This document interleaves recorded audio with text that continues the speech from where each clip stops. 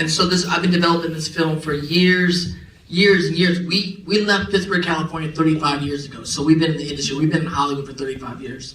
The thing about being in Hollywood for actors, like 99.9% of the actors that go to Hollywood, Asian, white, black, Latino, or other, you never actually get to do what you can actually do on film.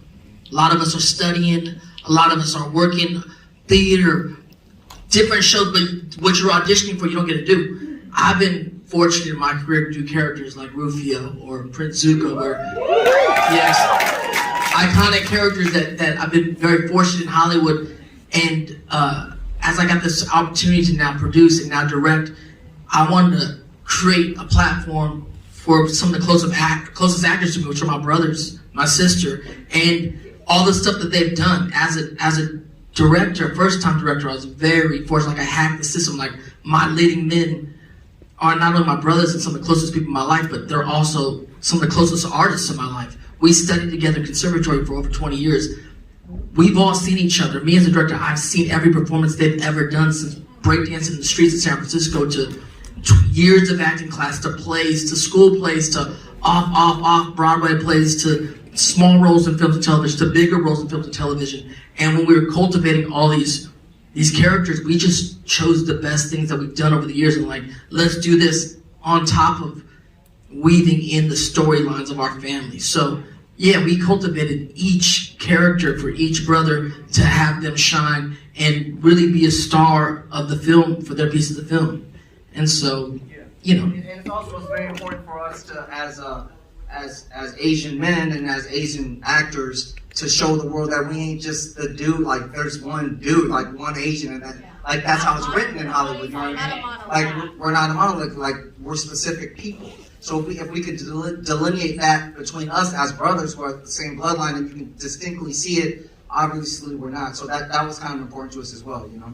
Yeah, and obviously there is a dark one, a lucky one, a funny one. And then, you know, I mean, yeah. So, and then there's Kuya has all the responsibility. He feels like he has all the responsibility. He's at home with his family right now. Just right. Another gig, so he can't be here right now. Yeah. Right. He's working. He's doing the thing. And Oriana. Up here, look. Question. Oh yeah. Hi, thanks so much for making this movie. It really means a lot to us here. Sylvia from Long Beach, UC Berkeley grad, daughter of Bears. Go Bears, and one of the many Californians in exile here in DC. And I wanted to ask, what was it like filming in the Philippines? Because you don't really see diaspora movies. Thanks so much. Yeah, it was beautiful. I mean, it was really big for me as a director of the film to go home and shoot in the Philippines. It's one of those little subplots in the story that, you know, that's not exactly what the whole vignette's about, but I wanted it to be in there because it was important to me. I started going back to the Philippines as an adult. Actually, the first time I went to the Philippines is when we were casting the debut all those years ago. And then setting up this film, I went 14 times, me and my executive producer, Ron Erickson, who's out there, you guys met coming in. And the feeling about going home, especially being a film am, and going home, and it was a little message to all of us, especially us as Filipinos, but to all Americans. We're a nation of immigrants. We're all from somewhere else. But going home as an adult and connecting to, like, my homeland really meant something. I don't even know if I understand all of it still. It's one of those things where I tell Philams, like, you gotta go home. You gotta reconnect. There's answers home to questions you have not asked of yourself yet. And so I wanted to show the beauty of going home, what that felt like, and the air, and it was very special for me to go home and do that. And so I look forward to doing more films. Part of this film, part of some of the films I've been doing recently, I've been calling it borderless Asian filmmaking. We're living in a time of the internet where there's no more borders. Like, I mean, after Crazy Rich Asians happened, Parasite wins the Oscar. Squid Game becomes the #1 television show in the world on Netflix. There's no more borders. It's time for us as Asian Americans. Yes, no doubt. And so, borderless Asian filmmaking, I had this idea, like, let's take notable artists in front of, behind the camera here, like ourselves, and let's go home and connect to the artists back home and connect with the notable artists in front of and behind the cameras there. And there's one thing about us going home and getting our flowers from where we're from, but it's another thing is building bridges. It's about taking the talent from the Philippines, from Vietnam, from Singapore, and giving those stars a bridge to come to America. And do this film, we shot this film, it was funded out of the Philippines originally, Signal Entertainment. Then we premiered at South by Southwest Film Festival last year. It's one of the biggest film festivals in the world. Then it ended up getting picked up by 1091 Pictures, which is an American company, which distributed, that's what we're doing, all this stuff right now. So that's a bridge for these artists to come to America. Solen Youssef is one of the biggest actors in the Philippines, and so we were very honored for her to come and do this film with us. And so that's part of what we're doing, and it's part of this whole fabulous Filipino tour. But thank you so much. Yeah, we're right here. Anybody? Well, this is the deal. We've been around for 35 years, right? So when we first rolled up into Hollywood, They didn't know what they didn't know what it was. We walk in the room, they'd be like, "What are you?" You're like, "I'm Filipino." And they're like, "What is that?" And we're like, "What's this role?" They're like, "You're Asian." Obviously, they wanted like a Chinese or Japanese. Eastern." You know what I mean? So when I came into the room specifically, they were like, "Who's this Mexican dude?" Like it wasn't. So I played a lot of Latinos too originally. We all did, yeah. So Yeah, no, I mean, It floated y'all's careers. right. So, I always say I played Filipino no matter what I was cast as. So when I did a show called City Guys in like the 90s, and it was based in New York, and they wanted a Puerto Rican kid. But I came in there and I did it, and then I booked the job, and then executive producer was walking me around the set, and he was like, we know you're not Puerto Rican, what are you? I'm like, I'm Filipino. And he's like, oh, okay, cool, that's awesome. And then he didn't do anything about it. But if you watch the first season, I had like Filipino homies make bags and everything, and I was always rocking like something Filipino. And I tried to get like even a joke or anything like, can I say that I'm Filipino because I want to represent my community? And then eventually they were like, no, you can't, because we're getting fan mail from like Puerto Ricans, from Colombians, from Koreans, and they're all claiming you, so we can't like say no to those people and just make you Filipino. But I was just trying to represent anyway for who I am, you know what I mean? So. I mean, as far as I don't know, defining who we are, look, when I came into the game, it was like we are who we are. We help define stuff. When I first started coming up, Rufio and stuff, Asian kids all over America would come up to me and be like, "Yo, you were the first cool Asian I ever saw on film and television ever." And so that's Filipino. Like, I'm Filipino, so that at the end of the day, we're defining Filipinos. In this particular film, being Filipino is great. I mean, what the thing about it is we fit into. We talked about that Sidney Poitier thing, who we love and we lost recently. But like back in the day, when you're doing ethnic movies, especially with the lead, that lead had to be the most exemplary person of color ever, and that was Sidney. But now we're doing movies like this where we're flawed characters. We could just be people who have flaws and we're getting through it and we're living our lives. And those stories are worth telling, and it's worth it because of just who we are. We don't have to be the most crazy martial artist or the most crazy best artist. Like even in Debut, you see his artwork and all of a sudden he's a genius artist. Yeah, he should be, but we don't have to be that. Like our stories matter just because our stories matter. We're here, we matter. You know what I mean? So telling stories like this is really important. And to me that breaks down things. Even if people don't get it, they're laughing at it, they're feeling it, they're seeing their families in it, whether they're white, black, or whatever, and that's breaking down those stereotypes, Yeah, so we're just further defining. The great thing always in the Bay, it's like these cats, of course, in the Bay Area filming, so this dude stood up, he's like, "Yo, man, you guys, this is the realest depiction I've seen of us in the history. I've never seen a movie that we looked like this on screen. And it's just us." So I don't want to say redefine, but this is a pioneering age of Asian cinema. We're the highest profiles Asians in Hollywood in the history of Hollywood. Right now, we are defining who we are on a world stage. And so we're part of that. I also have a quick second question to branch off of that, if that's all right.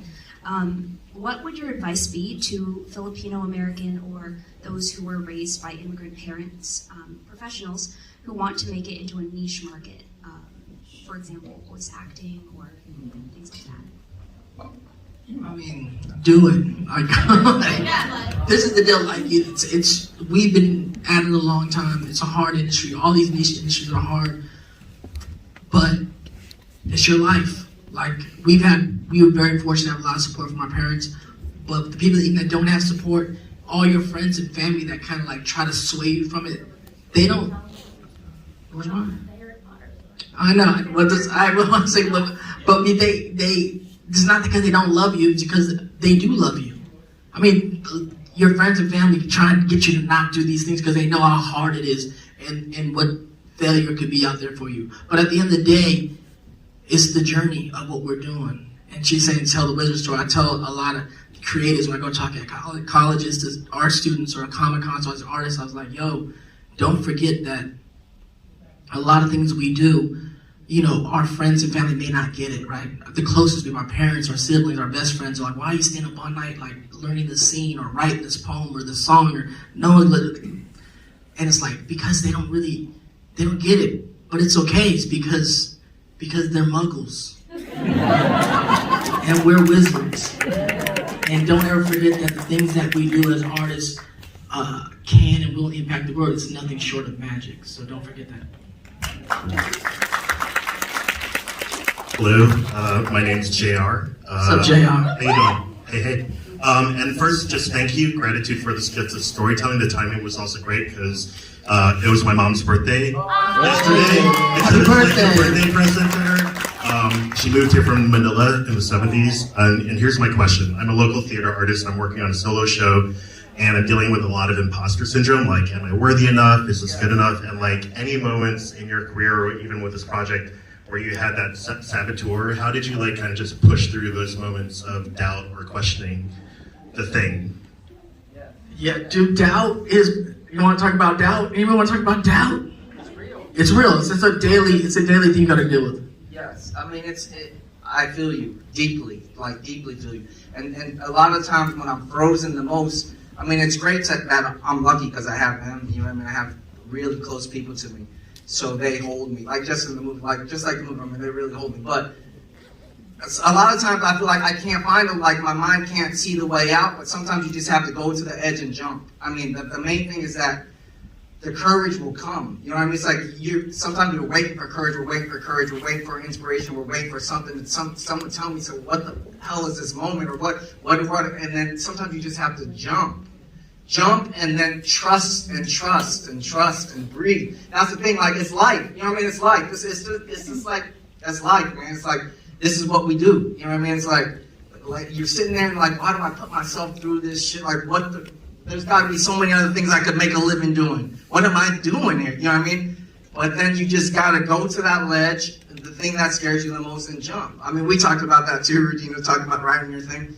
You just got to do it. Like these stories here, people, I mean, it's funny, it's a whole thing, and there's all kinds of things, but these are personal stories. I mean, that story of my vignette is our family origin story. I mean, that's very personal to us. I mean, we told it in a funny way, but that's my parents' story. You know what I mean? To a lot of degrees. So it's like the personalness, it's going to pay off. Like you're nervous for a reason because you know it's good. Like there's something there. If you're really scared and really anxious, there's some gold there. And so you got to just go there and trust yourself and jump. You know what I mean? And one more thing too, Jair, because we just old school cats. We've been here for forever. There's perspective. As you get further, you try to give yourself perspective while you're in it because it's going to be as serious as your one-man show. But there's going to be more one-man shows. There can be other plays. There can be other films. It's your career, your life. So create it, be scared, do it knowing that it's just one of many of the things that you will create in your life so you can kind of not put as much on it as you have to always. You put a lot on when it's ready to go, but you can also take it off and understand it's going to be one in many steps in your life as an artist. So good luck on the journey. Hi, my name is Melinda. I'm Holla Holla Mix. What's up, Melinda? What's poppin'? First of all, I have not been in a theater since the pandemic, and as soon as my auntie told me about this, I had to come to support because my family is all 4 sisters, and Damn, fabulous Filipino sisters in the house. Yeah. So keeping it real, one of the funniest moments is that rooster, and I grew up like Fix is everything. How did you, I mean, how was it filming with that animal? And like, is there any other parts that were like edited, you know? The bloopers? Yeah, that was a very nerve-wracking day. Like I created that whole vignette from my brother Derek because we had roosters growing up, and with it all is seated in a moment where, as kids, we lived in Pittsburgh in the suburbs, but my grandfather had a rooster in the shed because he's just old school crazy Filipino. Like we have roosters. Anyway, the neighbors were not about it because it wakes up everybody else the break of dawn. And so coming home from school one day, we had to kill the rooster. And my brother Derek was the main one that had to be in charge of it, and was kind of traumatic, but that whole moment spurred on this scene.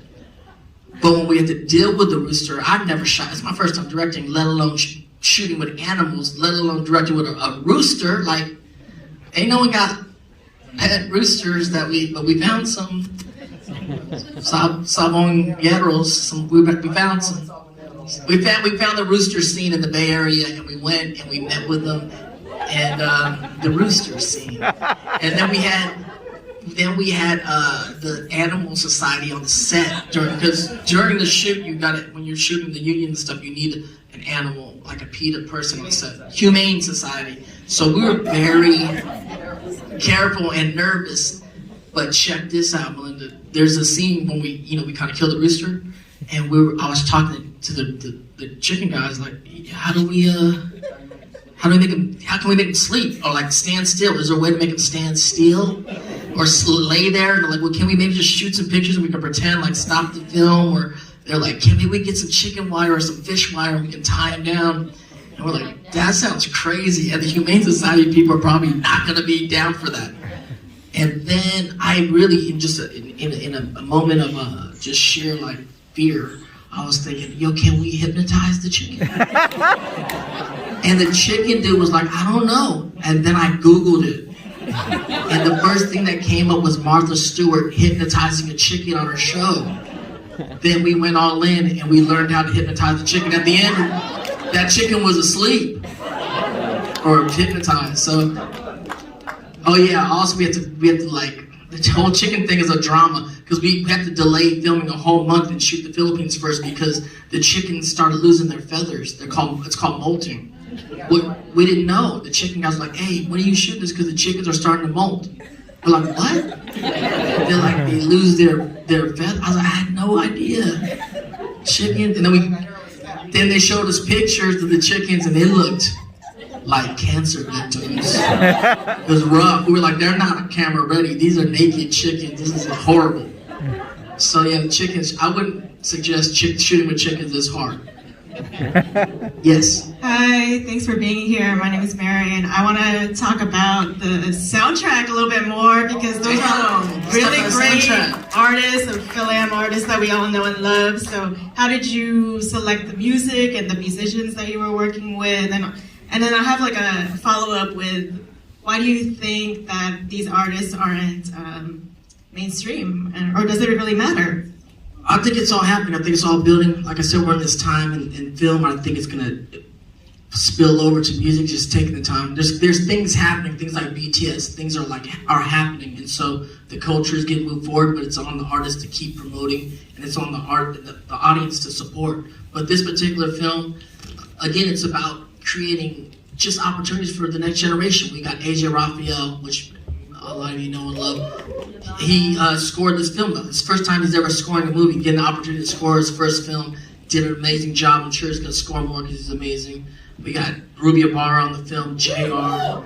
But we actually have a lot of the music also is actually created by our executive producer, Ron. He has a project called Happy Sad Face. A lot of those melancholy songs throughout the film is done by Ron Erickson, Happy Sad Face. And so the music is so much a part of the filming, just going through it with us and the producers and AJ picking songs out, where to go, how to kind of like layer that part of the movie. It was really big, but that all comes in after you shoot. But as far as where we're going, as far as Filipino talent, we're such a talented community, been in part of the arts for years. I just think the process of how it's going. There's so many artists coming out on the film side, and I know the music side, more folks are coming out. So just keep supporting. What's up? But just to answer your question, like why haven't they been in mainstream, or why even in addition to that, like a movie like this takes 20 years after the debut, why aren't these things more popular?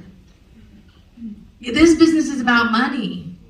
So if you're not supporting these artists, if you're not supporting Ruby Abar, and I'm not saying listen on Spotify, you gotta buy her album, you gotta show them that, and listen on Spotify as well, and Apple Tunes. But like, we have to be supporting our artists, this movie. That's why we're like doing these download the film. That's why we're on this tour right now, self-funded. We're just like out here, just like, which city are we going to, guys? All right, I think we can get this theater. So it's about supporting it so that the future generations have a platform that when they go, oh wait, there's another Filipino artist doing a film, or an artist of rapping or singing or a poet, they go, oh yeah, that Filipino community, they got audience, they got heat on them. It can't just be us. It can't just be the Filipinos either. Like, that's why we make a movie like this that, Dante often, I'm sure he'll tell you a little bit about that later, but 1091 Pictures, who is our distribution company here in the States, they're a white company. And they watched the movie and they were like, no, we're not buying this because because it's Asian and to appeal to our Asian demographic. I don't even know if they have one. They're like, because our executives watched it and they saw their family and your family. And these are white people. You know what I mean? So this movie is about intersection too. It's about being really specific about our family and the stories that we're inspired by and sharing it with the world. And hopefully people will support that. Because the more support we get, the more doors we open in the future, right? So. All right, here we go. Last question of the night. We never got to the front though, so we gotta take some from the front afterwards. I know. We go to the front too. We ain't got a lot of time. We got like 5 minutes. So let's go. Okay, go. My bad. Go. Hey, what's going on? Juan Miguel, military family, currently in the Navy. What advice do you give for Filipino Americans that don't feel like they're Filipino enough? I feel you, man. With the whole generational thing with our parents telling us we're not Filipino, it's interesting to have that conversation. Go ahead. It's just, I don't have an answer, but I'm just like, it's interesting to have that conversation. Go ahead, Arthur. What does that mean? That's like saying like you're not human enough. Like we are products of our environments and our experiences throughout our lives, throughout our entire lives. Being Filipino to me is so important, but it's very much mine and who I am. And I don't speak Tagalog, not my character or me in real life, And I've heard that before, but I also grew up in neighborhoods that were primarily Black and primarily Latino. And to be looked at and to be stripped from my own identity and being like, you're not Filipino enough, like, what does that mean? I'm inherently Filipino. This is who I am, this is where I'm from. And I'm making my way through the environments that I need to make my way through. Do you know what I'm saying? So I don't think anyone is allowed to. They will say that to you, but in my own opinion, like, you don't have permission. You don't have permission to give me my identity. I know that I'm Filipino. You know what I'm saying? Woo! Oh yeah. And that being said, like the film is a process, man. The show process. We're people of color in America. We're American. We are all fighting to find our identities and who we are and what we fit in here, what we fit in back in the Philippines. But when you go and travel the world and you create your own identity of who you are. Being Filipino is just part of that identity. It's not even the full identity. It's just a piece of that identity. So you even asking questions means you're on the journey. And again, good luck on the journey. I have a bit of a less serious question. I was wondering what happened to the high school girlfriend. Is she dead? Damn. What do you think? So this is what I was talking to my director friend. He's like, is she dead? Or whatever. I said, if you're a pessimist, she died. But if you're an optimist, she lived. She just got to live. You know what I mean? Shit happens. But thank you guys. Go ahead. Yeah, we're gonna thank you guys for coming out. We're gonna be out there in the lobby, but before I go, I'm just gonna echo Ariana. It's about impact, about having these things where we're traveling the country because it is about downloads. It is about rating the movie on Rotten Tomatoes, supporting what we're doing. We're traveling the world, and we were trying to get like 100,000 downloads to show the impact of what Filipino stories are in Hollywood. We just cracked the top 10 of indie films on Apple TV. That's what's happening right now. Let's go! Please continue to support us, and of course it's gonna help us in what we're doing in Hollywood in the future, but it's also opening the door and the leveraging for the next Filipino artists coming up, Filipino filmmakers. But legit, that's my question. Yes. You have a captive audience here. We all love and support what you're doing for Filipino Americans. Give us actionable ways that we can support you. Download the movie on Apple, Google, or whatever you guys do your downloads on. It's available on everything. And rate the film, share the film. Tell 5 friends to download the film. And rate it. Yeah, because back in the day, like, obviously you can see no one's watching movies. It's not about movie tickets right now. It's about downloads. And so download the film, share the film. Tell them a quick story about Tyler Perry real quick, just so they We gotta get out. They're gonna kick us out. Rome's like, they're gonna get Tyler. We got 2 minutes. We got 2 minutes. So, when Tyler Perry was creating what the system for Black Hollywood was, and I grew up in Black Hollywood, people that understand our careers, and so we're going to the club on a Friday night, and like my dude Omar is like, yo man, we gotta stop by and get the Medea tickets. I'm like, yo, I thought we were going to the club. He's like, oh yeah, but it's opening weekend. I was like, oh, that's right. He helped educate the audience that how to play the game in Hollywood is to kill the opening weekend. So we bought the tickets and we just went to the club. We didn't even go to see the movie. It wasn't about that. It was about supporting the system. It's about, there's games being played in Hollywood. There's systems in Hollywood. Right now it's a download game. If we can prove our money talks in Hollywood, there's going to be more doors open for the next Filipino artists on all different levels. So please support this film. Download it. Tell 5 friends. We're not done. We're gonna meet and greet outside. So please, VIPs first. You guys are first. We're all in we had to be on the front row. That's good.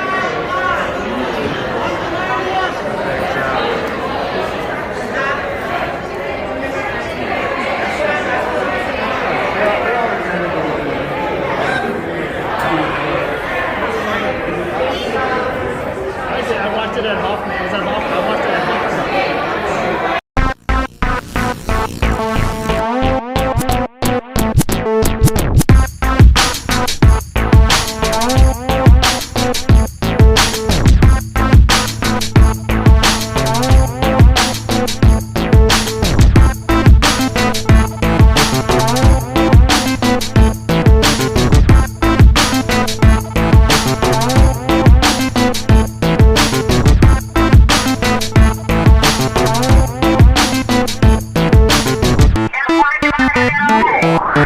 Don't waste your time.